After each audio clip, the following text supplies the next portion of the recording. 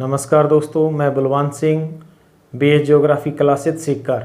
तो दोस्तों, पिछली कुछ वीडियो क्लासों में हम पढ़ रहे थे विश्व की प्रमुख जनजातियों के बारे में, और उनमें से हमने एक जनजाति विशेषकर जो एस्किमो के नाम से जानी जाती है उसके बारे में हमने 3 वीडियो क्लास लेकर पढ़ लिया है। तो आज एक अन्य जनजाति के बारे में पढ़ेंगे जो कि विश्व प्रसिद्ध है, जिसको हम जानते हैं बुशमैन के नाम से। तो दोस्तों, बुशमैन जनजाति के बारे में आज हम अध्ययन करेंगे इस वीडियो क्लास में। तो दोस्तों, वीडियो क्लास को पूरा देखें, और यदि वीडियो क्लास आपको पसंद आए तो इसको लाइक करें और अपने यार दोस्तों के पास शेयर भी करें, और अपने यूट्यूब चैनल को सब्सक्राइब करें और लाइक भी करें। चलो दोस्तों, आज पढ़ेंगे हम बुशमैन जनजाति के बारे में। बुशमैन जनजाति कहाँ निवास करती है? ये आपके सामने अफ्रीका महाद्वीप है। ये आपके सामने जो मानचित्र दिख रहा है ये अफ्रीका महाद्वीप है। अफ्रीका महाद्वीप जिसके अंदर 55 देश है टोटल। तो दोस्तों, यहाँ देखते हैं कि अफ्रीका महाद्वीप के यहाँ देखिए, ये तो अफ्रीका महाद्वीप का दक्षिणी हिस्सा हो गया और ये हो गया पश्चिम। तो अफ्रीका महाद्वीप है, नए के देश है वो है दक्षिणी अफ्रीका। ये केवल अफ्रीका महाद्वीप है। तो यहाँ देखते हैं अफ्रीका महाद्वीप के दक्षिण पश्चिम में एक मरुस्थल है दोस्तों, जिसको हम जानते हैं कालाहारी मरुस्थल के नाम से। इसको हम जानते हैं कालाहारी मरुस्थल के नाम से। तो कालाहारी मरुस्थल में निवास करने वाली एक जनजाति है बुशमैन जनजाति। इस जनजाति के बारे में आज हम अध्ययन करेंगे। तो वीडियो क्लास को लास्ट तक देखें, बहुत कुछ क्वेश्चन क्लियर होने वाले हैं आपके। चलो दोस्तों, देखते हैं यहाँ कि ये जो जनजाति है बुशमैन, तो पहला ही अपना क्वेश्चन बनता है कि बुशमैन जो शब्द है ये शब्द किसने दिया? बुशमैन शब्द किसने दिया? तो दोस्तों, मैं पहले आपको बता देता हूँ कि यूरोपीय एक देश है ओलैंड, जिसको आज नीदरलैंड के नाम से जानते हैं, और वहाँ के निवासियों को डच बोला जाता है, यानी कि उस जाति को डच कहा जाता है। तो 17वीं शताब्दी में, यानी कि 17वीं शताब्दी के अंदर जब ये डच लोग अफ्रीका महाद्वीप में आए थे, 17वीं शताब्दी में जब ये डच लोग आप्रवासी के रूप में यहाँ अफ्रीका महाद्वीप के दक्षिणी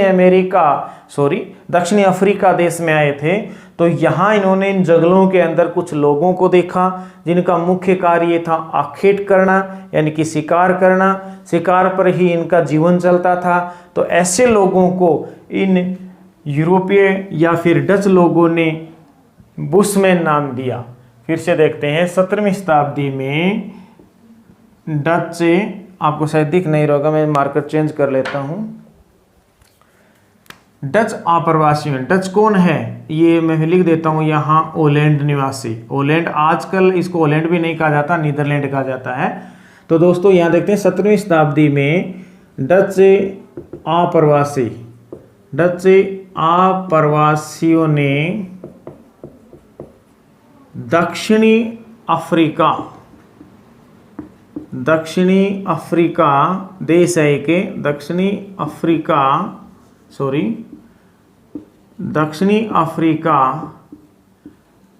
के आखेटक लोगों को बुशमैन नाम दिया या फिर कहा, बुशमैन कहा इन लोगों को। शायद आपको बोर्ड पे पूरा दिख रहा होगा, सुन जरूर रहा होगा। फिर से देखेंगे कि बुशमैन जो शब्द है, सबसे पहले वो यहाँ गौर कीजिए, डच लोग यानी कि ओलैंड निवासी। ओलैंड को आज जानते हैं नीदरलैंड के नाम से, जो कि यूरोपीय देश है। तो दोस्तों, यहाँ देखते हैं वहाँ से आने वाले लोग, यूरोप यहाँ मान लीजिए दक्षिणी अफ्रीका महाद्वीप के बीच में यहाँ आ जाता है ऊपर भूमध्य सागर के ऊपर अपना यूरोप आ जाता है, तो यूरोपीय देश है। तो वहाँ से आने वाले डच लोग यहाँ जब आए तो इन्होंने यहाँ देखा कि कुछ लोग है यहाँ, उनका मुख्य व्यवसाय है केवल आखेट करना। आखेट यानी कि शिकार करके ही अपना पूरा जीवन चलाते हैं। तो इस प्रकार के लोगों को इस ओलैंड वासियों ने क्या कहा? इन होलैंड वासियों ने इनको इस आखेट। हाँ, आगे देखते हैं दोस्तों यहाँ कि ये जो बुशमैन है, बुशमैन जाति को अन्य किन नामों से जाना जाता है? अन्य नाम, बुशमैन जाति के अन्य नाम क्या है यहाँ देखते हैं।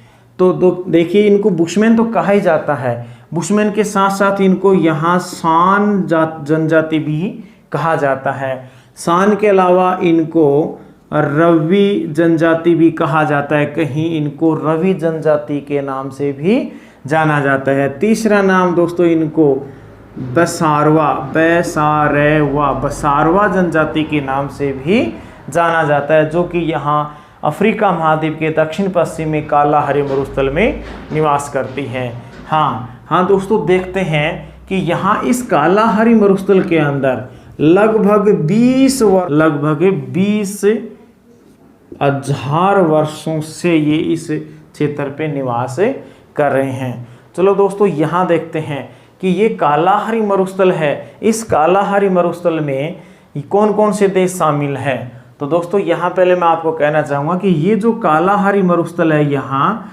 इसके बीचों बीच अपनी मकर रेखा गुजरती है, मकर रेखा गुजरती है। तो दोस्तों हम मानेंगे कि कालाहारी मरुस्थल में रहते हैं, यानी कि इनका निवास क्षेत्र। तो हम यहाँ देखेंगे इनका निवास क्षेत्र क्या है। आपसे पूछा जाए यानी कि बुशमैन जनजाति का निवास क्षेत्र क्या है या कौन सा है, तो दोस्तों मैं आपको कहना चाहूँगा कि अफ्रीका महाद्वीप में एक कालाहारी मरुस्थल है, वहाँ ये लोग निवास करते हैं। यदि इसके अंदर 4 देश हैं मुख्य रूप से, जहाँ ज़्यादा जनसंख्या में ये रहते हैं लोग, और उस क्षेत्र को बेचवाना लैंड बोलते हैं। तो आप कह सकते हैं बेचवाना लैंड में, कालाहारी मरुस्थल में। और यदि इनका अक्षांश पूछ लिया जाए तो दोस्तों ये जो रहने का जो अक्षांश है इनका, वो अक्षांश है 18 डिग्री दक्षिणी अक्षांश से 24 डिग्री दक्षिणी अक्षांश। 18 डिग्री दक्षिणी अक्षांश से 24 डिग्री दक्षिणी अक्षांश के बीच ये निवास करते हैं। 4 प्रमुख देश है और उस क्षेत्र को कहा जाता है बेचवाना लैंड। चलो अभी देखते हैं निवास क्षेत्र, देखते हैं 18 डिग्री दक्षिणी अक्षांश, 18 डिग्री दक्षिणी अक्षांश से 24 डिग्री दक्षिणी अक्षांश के मध्य निवास करते हैं, के मध्य। यदि आपको अक्षांश पूछ लिया जाए तो आप 18 और 24 दक्षिणी अक्षांश बता सकते हैं। यहाँ देखिए कि 18 डिग्री दक्षिणी अक्षांश से 24 डिग्री दक्षिणी अक्षांश के मध्य निवास करते हैं, बिल्कुल सही है। और इस क्षेत्र में कौन कौन से देश आते हैं दोस्तों? यहाँ देखिए, यहाँ आता है दक्षिणी अफ्रीका। नीचे इस प्रकार का ये जो क्षेत्र है, यहाँ ये दक्षिणी अफ्रीका का उत्तरी भाग इसमें शामिल हो गया। तो आप लिख सकते हैं दक्षिणी अफ्रीका, मैं देश लिख रहा हूँ यहाँ पे, दक्षिणी अफ्रीका देश। 4 देश है प्रमुख। एक यहाँ देखते हैं हमें नामीबिया,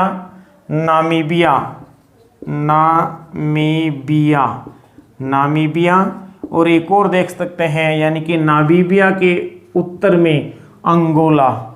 यहाँ देखते हैं अंगोला देश है। और एक देश है दोस्तों यहाँ लगभग इनके मध्य में है, और उसको हम जानते हैं बोत्सवाना के नाम से।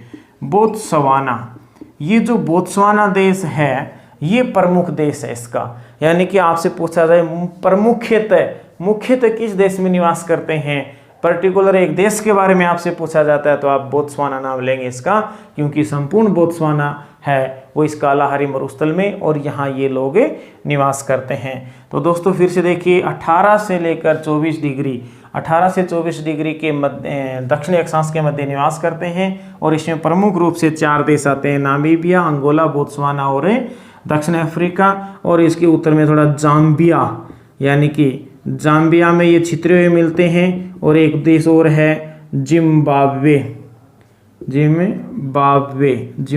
एक देश है। तो उस जिम्बाब्वे में भी ये कुछ लोग जनजाति पाई जाती है, लेकिन मुख्य रूप से 4 देश होते हैं, दक्षिण अफ्रीका, नामीबिया, अंगोला और बोत्सवाना। तो दोस्तों ये तो है इनका निवास क्षेत्र। और इस निवास क्षेत्र को क्या कहा जाता है? इस संपूर्ण निवास क्षेत्र को बेचवाना लैंड के नाम से जाना जाता है। बेचवाना लैंड के नाम से जाना जाता है। आपसे क्वेश्चन ये भी पूछा जा सकता है कि बेचवानालैंड किन अक्षांशों के मध्य है या किन देशों में स्थित है, तो आप कह सकते हैं कि 18 से 24 अक्षांशों के मध्य और इन 4 देशों के जो मिले हुए जो क्षेत्र है उसको हम बोलते हैं बेचवानालैंड।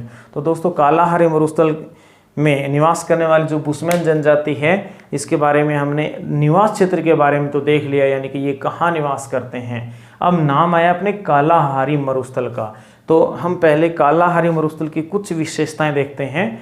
तो मैं इसको यहाँ रफ कर लेता हूँ। अब देखते हैं कालाहारी मरुस्थल की कुछ विशेषताएं। कालाहारी मरुस्थल की कुछ विशेषताएं। कालाहारी मरुस्थल, कालाहारी मरुस्थल की विशेषताएं देखते हैं कुछ। तो ये आपको विशेषताएं ध्यान रखें आप, हो सकता है इनमें से कोई क्वेश्चन पूछ लिया जाए। तो देखते हैं कि कालाहारी जो मरुस्थल है जहां बुशमैन जनजाति निवास करती है, तो इसके बारे में हम देखते हैं दोस्तों। पहले इसकी विशेषता हम लेंगे, यानी कि ये अफ्रीका महाद्वीप का, ये अफ्रीका महाद्वीप का, अफ्रीका महाद्वीप, अफ्रीका महाद्वीप में स्थित है, ऐसे कह सकते हैं अफ्रीका महाद्वीप में स्थित है। हाँ, दिख रहा है आपको। और अफ्रीका महाद्वीप की कहाँ आप कह सकते हैं दक्षिण पश्चिम में, अफ्रीका महाद्वीप के दक्षिण पश्चिम में स्थित है कालाहारी मरुस्थल, जहाँ रहती है कौन सी जनजाति? बुशमैन जनजाति। दूसरी विशेषता देखते हैं इसको, यानी कि इस यहाँ का जो क्षेत्र है, यह क्षेत्र है यानी कि यहाँ का धरातल है, यहाँ का धरातल, यानी कि कालाहारी मरुस्थल का धरातल है वो उबड़ खाबड़ है। उबड़ खाबड़ का मतलब आप जानते हैं, यानी कि कहीं ऊंचा और कहीं नीचा क्षेत्र है, समतल नहीं है, पथरीला भी है और रेतीला भी है। चलो दोस्तों अगली विशेषता देखते हैं, यानी कि कालाहारी मरुस्थल है, उबड़ खाबड़ है, लेकिन यहाँ जलवायु कैसी है? अर्ध उष्णकटिबंधीय जलवायु। यहाँ की जो जलवायु है वो मिलती है दोस्तों अर्ध उष्णकटिबंधीय,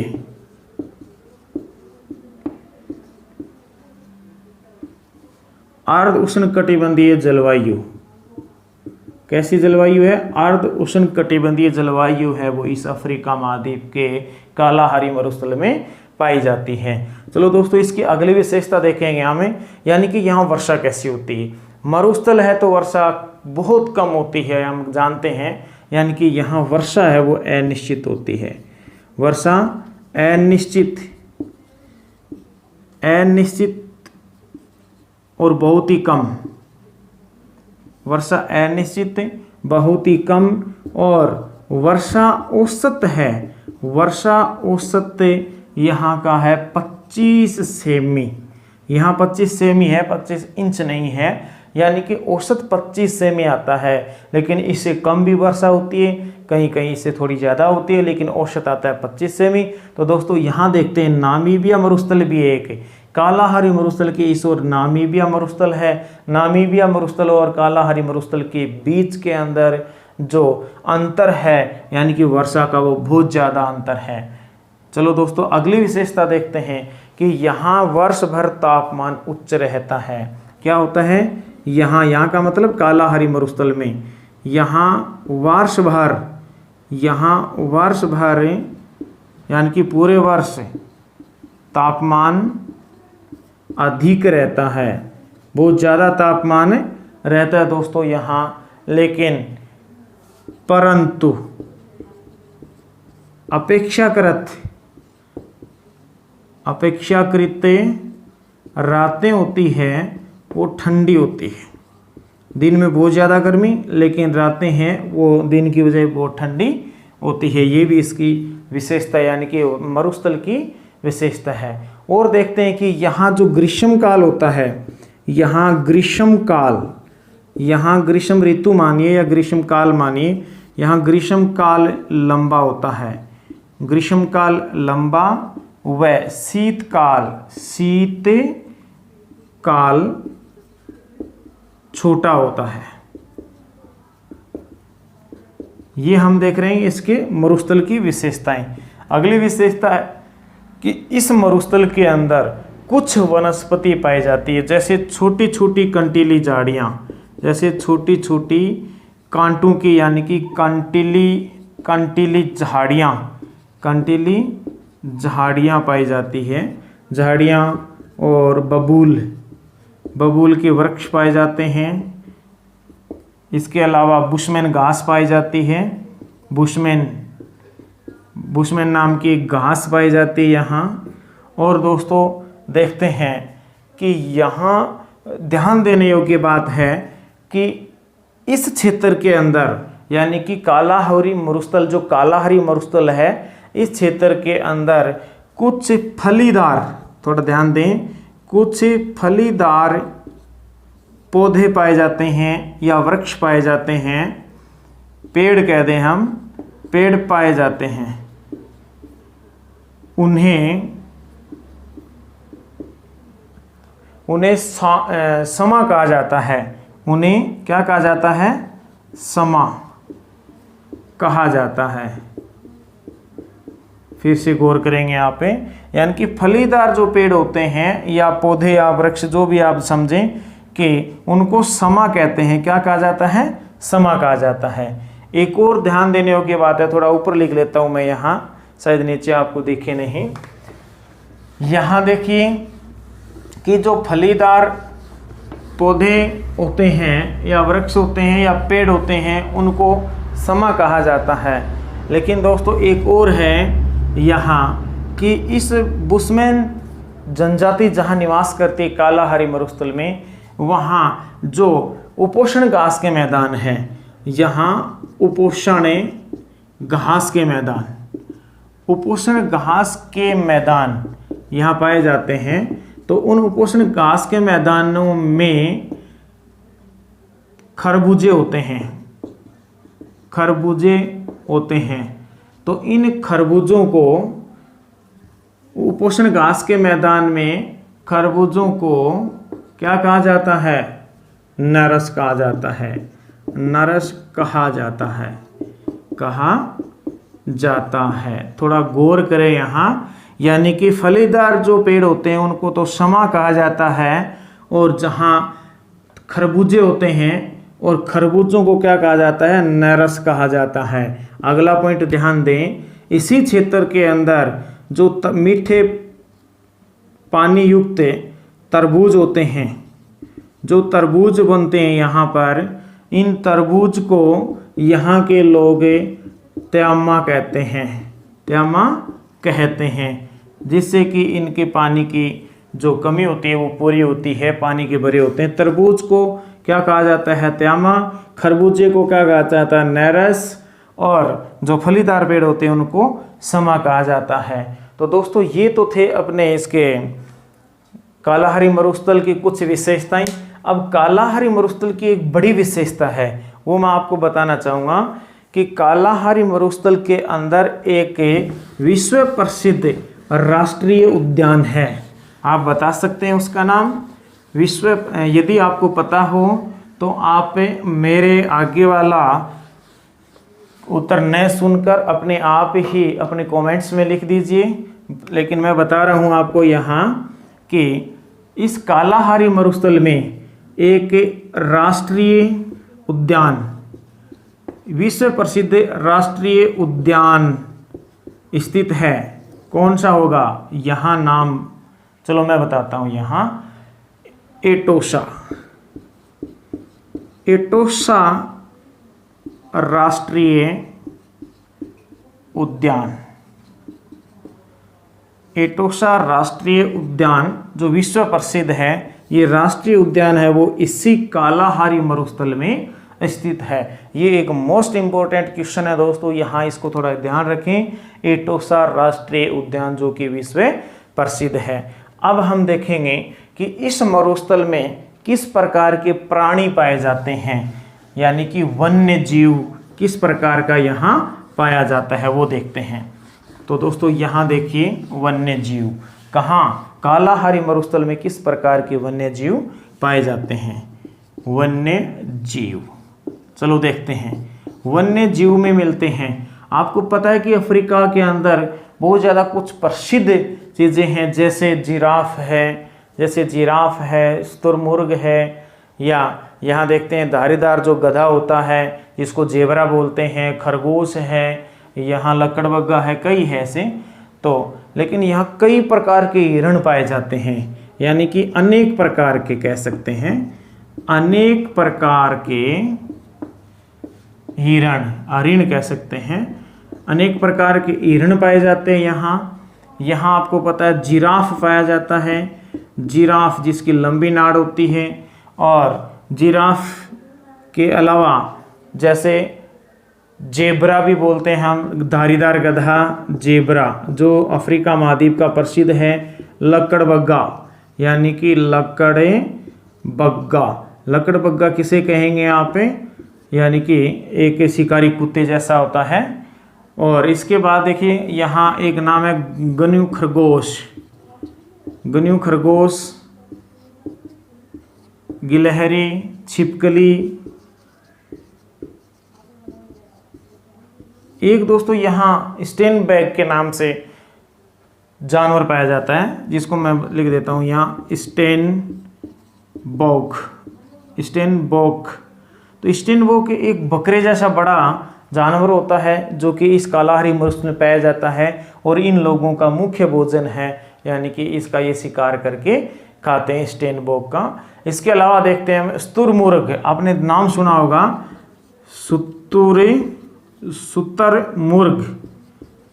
शुतुरमुर्ग एक पक्षी है, लेकिन ये बड़ा पक्षी है जो सबसे तेज गति से दौड़ने वाला पक्षी, जिसको शुतुरमुर्ग कहते हैं। और ये काफ़ी बड़ा भारी है, यानी कि इसके ऊपर कोई व्यक्ति भी बैठ सकता है, उसको भी उठाकर भाग जाएगा, इतना तेज गति से दौड़ता है दोस्तों।